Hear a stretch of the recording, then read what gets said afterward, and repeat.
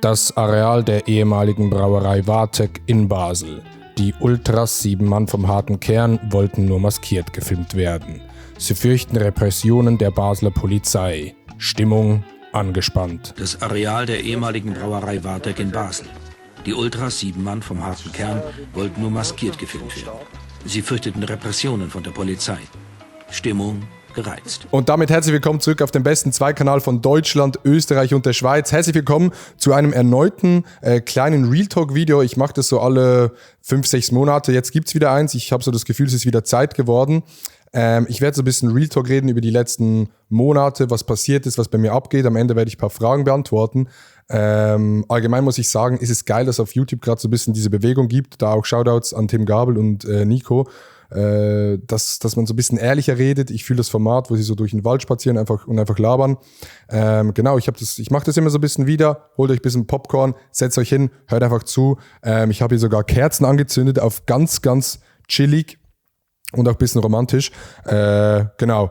Allgemein, wenn ihr mehr so ein bisschen tiefere Themen oder so ein bisschen länger über was hören wollt, dann haben wir jetzt den Podcast Mailo Totoro. Das ist so ein bisschen unsere Plattform, wo wir einfach über Stuff reden können, der uns interessiert. Ob das jetzt ein Fußballspiel ist, irgendwas im Leben, Politik. Da labern wir über alles und das finde ich sehr, sehr geil, dass man so ein bisschen länger über Themen labern kann. Gerade im Gegensatz zum letzten Video hier auf dem Zweikanal. Vielen Dank für das sehr, sehr geile Feedback vom Oktoberfest. Der Vlog, der kam sehr, sehr gut an. Wo der nicht so gut ankam, tatsächlich war bei Paulaner, weil die haben uns eingeladen und die haben dann im Nachhinein gesagt, ey Digga, Vlog war ein bisschen zu krass. Meiner Meinung nach habe ich das einfach so abgebildet, wie es für uns war. Aber trotzdem, sorry Paulaner, wirklich vielen Dank für die Einladung.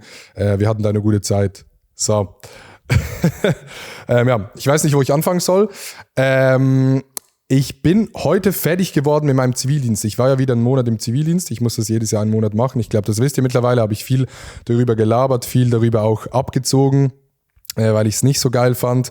Monat ist vorbei. Ich hab wieder richtig Bock anzugreifen. Ich nehme das jetzt gerade wieder auf. Ich hatte tatsächlich während dem Zivildienst wirklich fast keine Zeit. Ich bin auch relativ viel gereist über die Wochenenden. Und das hat mich alles so ein bisschen gefickt, muss ich sagen, weil dann stehst du um 6 Uhr morgens auf, arbeitest bis 5 Uhr abends, was ja komplett normal ist. An dieser Stelle auch nochmal Shoutouts an alle Leute, die wirklich normal arbeiten, weil ich habe jetzt wieder gemerkt, wie krass es ist. Auch immer, wenn ich so drüber herziehe und sage, ja, so anstrengend, bla bla bla, wegen Selbstständigkeit. Es ist hart, wenn du 6 Uhr morgens aufstehen musst, dann arbeitest du bis 5 Uhr und dann gehst du nach Hause und arbeitest nochmal 7 Stunden bis 12 Uhr abends, pennst 5 Stunden und das wiederholst du für 4 Wochen. Das ist nicht so chillig. Es hat mich auch sehr gefickt. Ich habe, glaube ich, vielleicht kann da jemand relaten, ich habe, glaube ich, tatsächlich seit 3 Wochen nicht mehr durchgepennt. Also es ist immer so diesen Schlaf, wo du legst dich hin, du denkst immer an morgen, du denkst daran, ich muss morgen früh aufstehen, dann ja morgen Abend diese Kooperation, dann muss ich dorthin, Wochenende dorthin und dann wachst du in der Nacht locker 4, 5, 6 Mal auf, was, glaube ich, nicht so gesund ist, weil Schlaf, hat Haaland gesagt, ist das Wichtigste im Leben. Meine Freunde. Das heißt, ich hoffe, dass der Schlaf jetzt wieder ein bisschen besser wird, aber es war einfach eine gestresste Zeit. Es gehört in der Schweiz dazu, ist ein bisschen wack, aber ist jetzt zum Glück vorbei. Das heißt, ein Jahr wieder kein Zivildienst, nächsten September wieder Zivildienst. Ja, das ist so das, was abging im letzten Monat. Deshalb habe ich auch, das haben vielleicht die Leute mitbekommen, auf Insta, TikTok und so ab und zu ein Video repostet. Ich bin eigentlich wirklich kein Fan von so TikToks reposten und alten Content recyceln, obwohl es eigentlich smart ist und tatsächlich auch funktioniert. Also das eine oder andere Video hat irgendwie 500.000, 600.000 Aufrufe bekommen. Es funktioniert, aber eigentlich bin ich wirklich nicht so ein Fan davon. Und viele Leute haben kommentiert, das ist doch ein altes Video.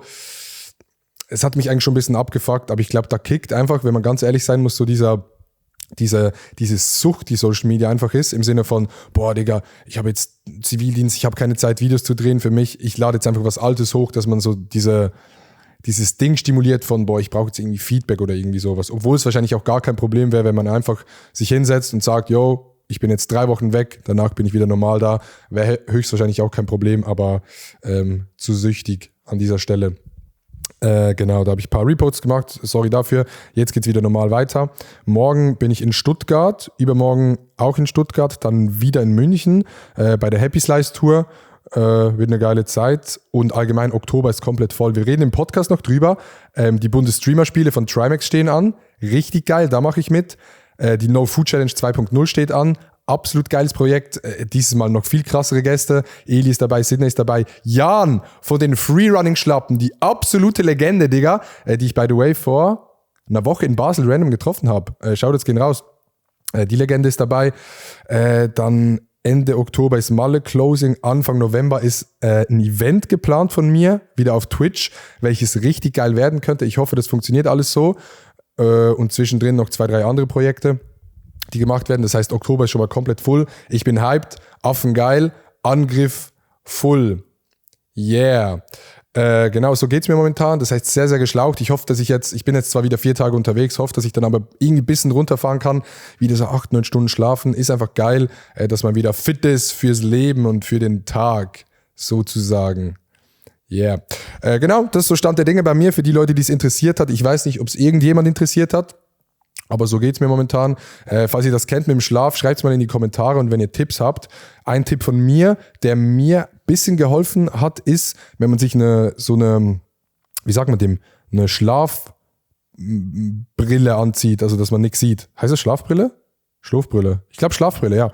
Zieht man sich an, dass man nichts sieht, weil es, glaube ich, so psychologisch hilft. Weil wenn du die anziehst, und die ziehst du auch nur an, wenn du schlafen gehst, dann denkt sich der Körper so, die hat man jetzt angezogen, jetzt ist schlafen. Das hilft so ein bisschen, das ist ein Tipp von mir. Und natürlich Handy weglegen, aber da bin ich einfach zu süchtig und ich lege mein Handy nicht weg. Das habe ich immer in der Hand. Ist, glaube ich, auch nicht so geil für den Schlaf. Alles in allem Schlaf, bisschen so mit in letzter Zeit. Aber ja, wenn ihr Tipps habt, schreibt es einfach mal unten rein. Genau. Ich würde sagen, wir gehen in die Fragen rein. Ich habe auf Instagram eine Umfrage gemacht und gefragt, ob ihr Fragen stellen könnt.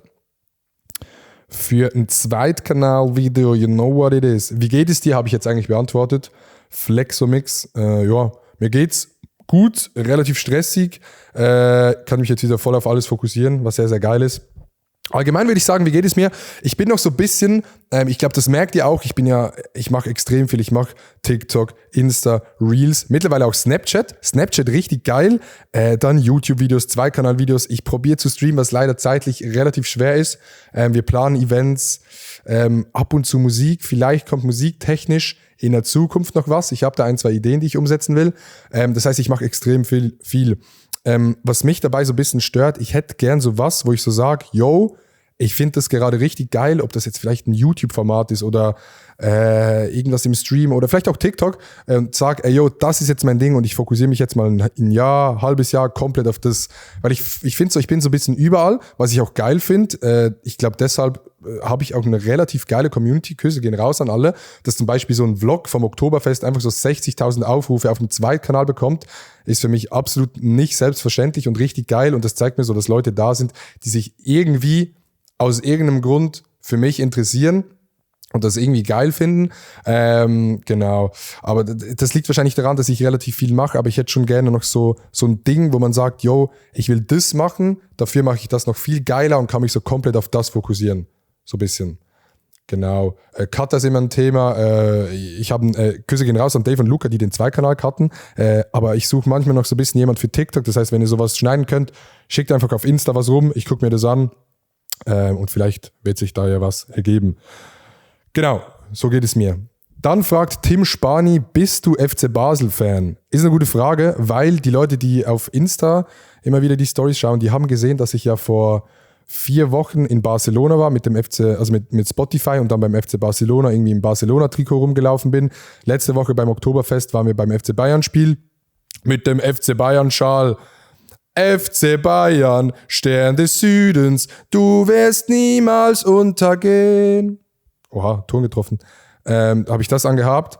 Aber ja, ich bin FC Basel-Fan. FCB. Besser. Ich stieg ins Tramli 14 fahr aber zu meinem Joggeli, mit Fahne verklär Megafon, fahr ich ins Stadion.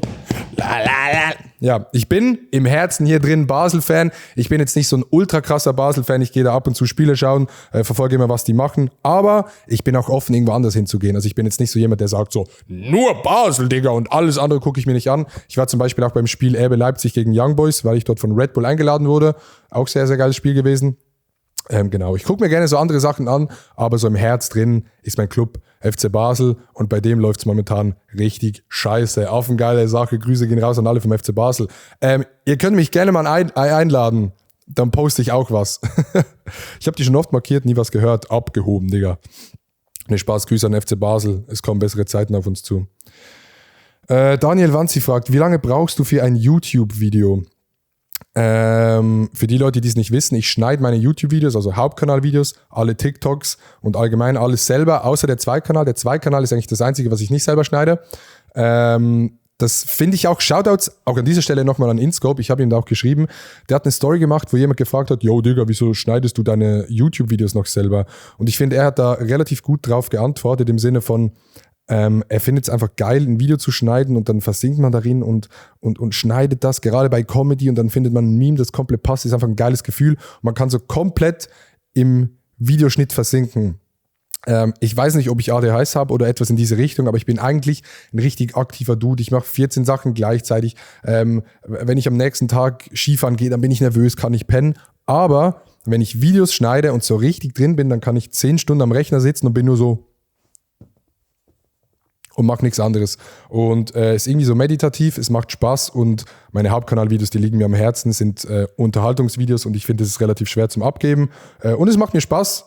Genau, das ist so der Grund. Und wie lange ich brauche für so ein YouTube-Video, kommt ganz drauf an. Das kann von 6 Stunden Schnitt bis 3 Tage Schnitt gehen. Meistens so 6, 7, 8 Stunden circa. Wann hast du mit Ski-Freestyle begonnen und wo, fragt Benji. Ich werde tatsächlich relativ oft auf dieses Thema angesprochen, deshalb habe ich diese Frage auch reingenommen, weil ich ja ab und zu im Winter Stories mache, wo ich am Freestyle-Skifahren bin oder allgemein am Skifahren bin oder mit André Rogetli, Shoutouts Bro, am Fahren bin. Erstens, ich bin richtig schlecht, ich kann ein 360, bisschen Rails fahren, bisschen rückwärts fahren, habe schon ein paar Mal Backflips gemacht, aber ich bin nicht wirklich gut, deshalb kann ich nicht sagen, wann ich mit dem begonnen habe. Aber so Freestyle-Ski fahre ich seit 4 Jahren. Und allgemein Skifahren, Digga. Skifahren ist das Beste. Skifahren auch das beste Date, würde ich sagen. Top 1 Date, Skifahren. Die Leute, die wissen wieso, die wissen wieso. So, aber ich würde sagen, so seit 4 Jahren Freestyle-Ski, aber ich bin jetzt nicht wirklich gut. Aber es macht Spaß. Skifahren ist so ein affengeiler Ausgleich zum Beruf. Du bist in den Bergen, Digga, du kannst nicht ans Handy gehen, wenn du fährst. Du kannst auf dem Lift ans Handy gehen. Aber wenn du fährst, dann fährst du, hörst du vielleicht Musik, genießt die Aussicht, bist mit deinen Homies da und das ist einfach so das Geilste. Frische Luft, Sport und Handy weg ist einfach eine geile Sache, ist einfach affengeil. Bracht Solam fragt, kann es sein, dass du dumm bist oder so? Ja.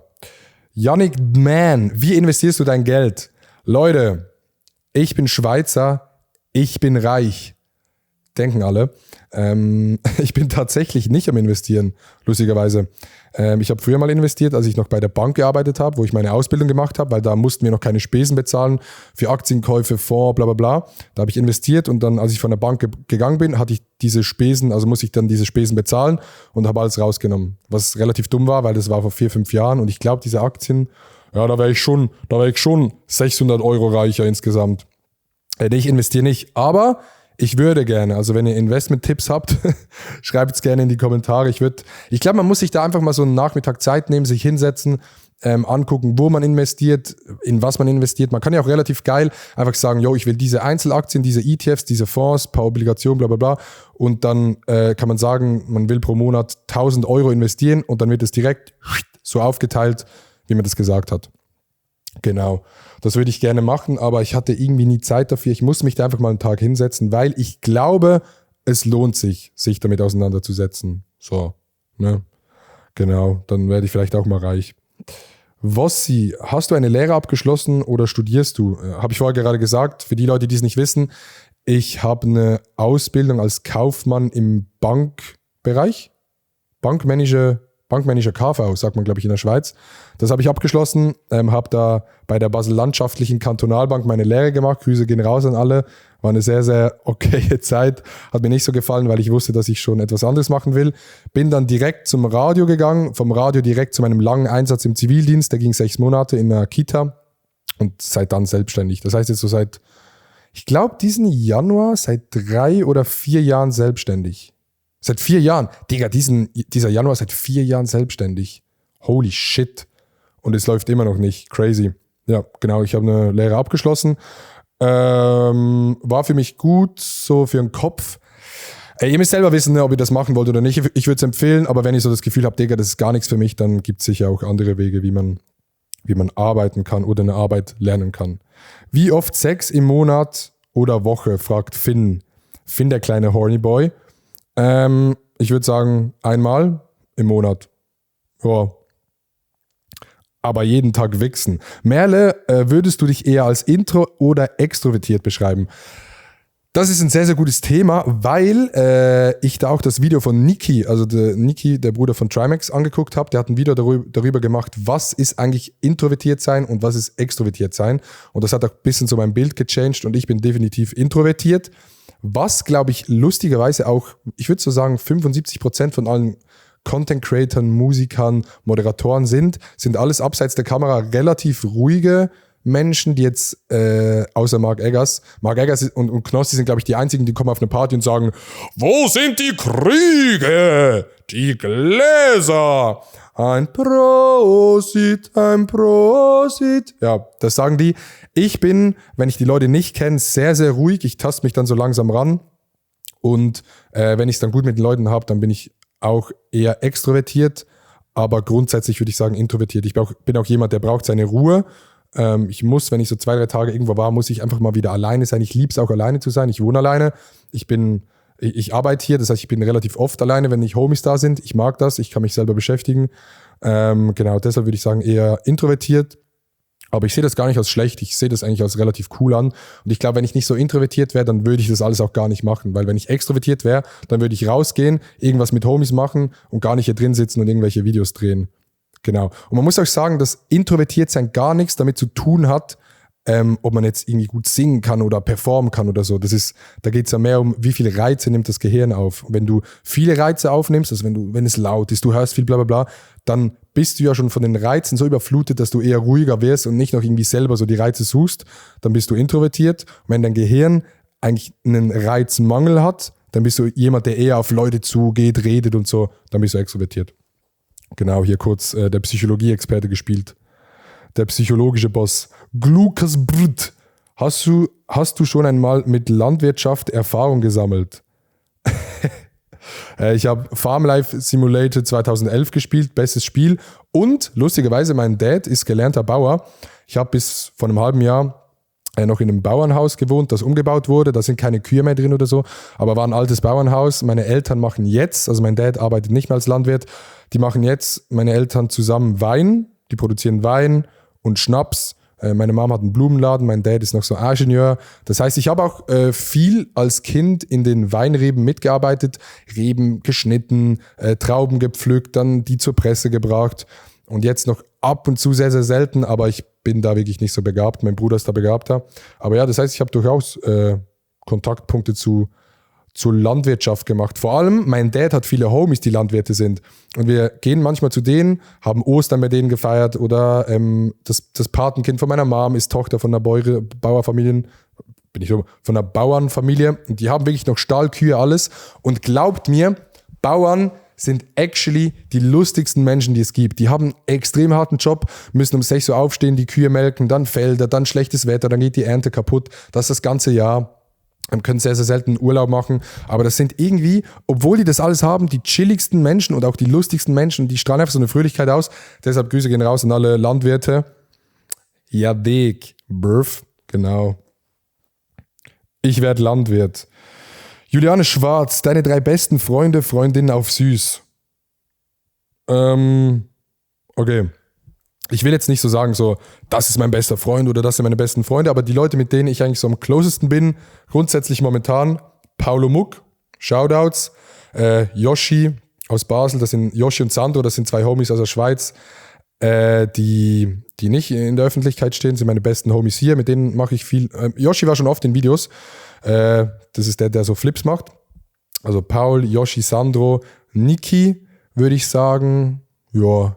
Und Maelo natürlich, diese 5 Leute. Viel mehr Close gibt es auch nicht. Ich würde sagen, ich bin mit sehr vielen Leuten gut. Ich bin so jemand, ich verstehe mich extrem gut. Ich kann mich auch so anpassen, Leuten. Wenn die so sind, dann bin ich auch eher so. Ich habe es mit sehr, sehr vielen Leuten gut, aber so die wirklich Closen davon sind diese 5. Ich küsse eure Herzen. Bussi, Bussi. Ist das cringe. Ist das unangenehm? Nimmt das auf? Geil, nimmt auf. Vanessa Stier 08 fragt, Pläne für nächstes Jahr. Ich habe diese Frage vorher schon so ein bisschen beantwortet. Pläne für nächstes Jahr. Auf jeden Fall gibt es Anfang des Jahres ein richtig geiles Event, das fix ist. Vielleicht hat es mit Darts zu tun. Ich weiß es nicht. Gibt es ein sehr, sehr geiles Event. Und ansonsten nächstes Jahr ist für mich auch nochmal so ein bisschen so mehr so rauskristallisieren, was ich ganz genau machen will. Sei es jetzt YouTube, TikTok, bla bla bla. Das ist so mein Ziel für nächstes Jahr und dass ich Spaß an der Sache habe.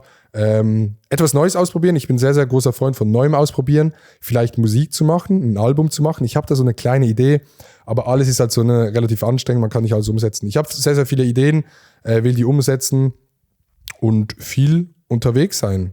Ich merke immer, wenn ich unterwegs bin, geht es mir gut. Genau, deshalb viel unterwegs sein, viel erleben und 1, 2 nice Projects umsetzen.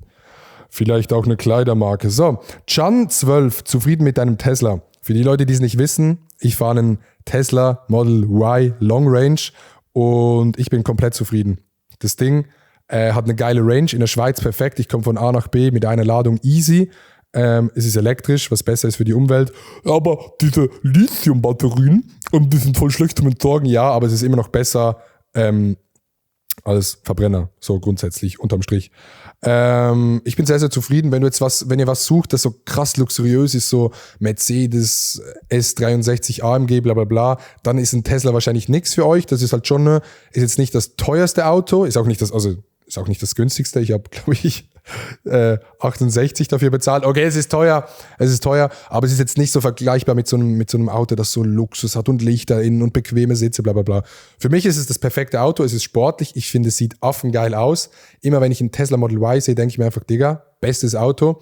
Preis-Leistung ist gut, Beschleunigung ist gut, Platz ist insane. Wie viel Platz du in einem Elektroauto hast, ist insane. Und ich bin auch ein kleiner Elon Musk-Fanboy, muss ich auch einfach mal sagen. Aber ja, finde ich sehr, sehr geiles Auto, kann ich weiterempfehlen. Also wenn ihr mal 70.000 Euro übrig habt oder mittlerweile 40.000, dann holt euch einen Tesla Model Y Long Range. Viel, viel besser als Model 3, by the way. Das waren die Fragen, Digga. Holy shit. Yo, that's insane, man. One hell of a video. Das waren die Fragen. Vielen Dank fürs Zuhören. Ich hoffe, euch hat es gefallen, dieser kleine Real Talk über mein Leben. Hört den Podcast Mailo Totoro, wenn ihr mehr so ein bisschen hören wollt. Wir reden dort noch länger und ausführlicher über Sachen. Und vielen Dank für den Support. Allgemein. Einfach mal Danke sagen. Auf TikTok, auf Insta haben wir 400.000. Podcast läuft gut. Es kommen geile Sachen in Zukunft. Danke an meine Mom fürs Gebären. Ja, vielen Dank fürs Zuschauen. Wir sehen uns beim nächsten Mal. Lasst ein Like da. Und wenn ihr irgendwelche Fragen habt für das nächste Video, schreibt es in die Kommentare. Bis zum nächsten Mal. Tschüss.